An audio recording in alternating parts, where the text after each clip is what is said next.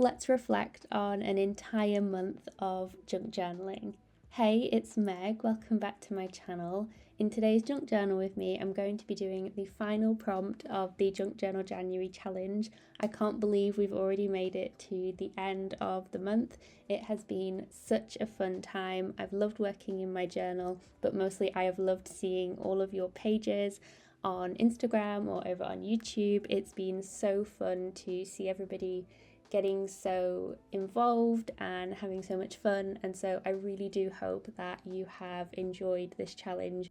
Whether you've dipped in and out for a couple of the prompts, or if you've been through the whole 31 days, or you've still got some to go into February, I'm just so grateful and thankful to each and every one of you for your support, because these challenges wouldn't be what they are without you guys getting involved, and I'm just always so pleased that there's such an amazing response to these. So yes, I hope you have enjoyed this wonderful creative month. I think that it's such a fun way to start the year as well, by showing up in our journals in whatever way that looks like. And of course, a big thank you as well to each and every one of the artists that joined in for the collaboration.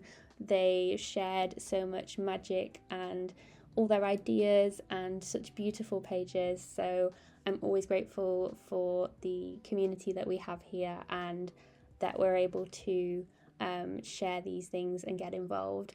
And of course, the lovely folks over at Get Messy who have been sharing all your work. I know Sasha, who runs the Get Messy Instagram, has been doing an amazing job of sharing the wonderful creations that everyone's been making. There's been so many, and so I'm just it's always such a fun and busy and amazing time for the junk journaling world, this little community, this little corner of the internet that we have. And so yeah, I'm just really grateful for it. And so I wanted to start off by just reflecting on that. I think that's why I made this prompt one of the last ones, because when you have done a daily challenge like this, sometimes it's nice at the end to reflect on the things that you've learned, or the ideas that you have played with, and the things you've created in your journals. And so it's a nice way to bookend the month almost. We started off on the 1st of January with sort of resolutions or intentions, that sort of mindset. And so to come to the end, I thought that it would be perfect to just think about reflections. And I've been thinking about the things that I have enjoyed most in this journal, the things I've enjoyed working on. And of course, I will be sharing a flip through of this entire journal, chatting through each of the pages. So do stay tuned for that if you are like me and you love watching journal flip throughs. I know they're one of my favourite things to watch, and so I'm going to make sure that I include some close-up shots as well of the different pages that I've created. I love how chunky this journal has got. You saw at the beginning of the video. I think this is probably one of the chunkiest that I've made for this challenge, but it's just been so fun working in this journal, and I managed to work out the right amount of pages, either by tearing them out or tipping them in for this journal. I definitely didn't count properly how many pages I needed for this, but to be honest, that kind of made it fun, because I was able to add things in and take things out as I went, so it kind of felt more like an organic process. And the way that the different things developed, I was adding pages that were from envelopes, from all sorts of different places, and so it was a really fun journal to work with all the different papers. And I feel like I was really getting in the groove with the different collaging I was doing, and the clusters as well I was building up. So on this page, I'm just working on the left hand side.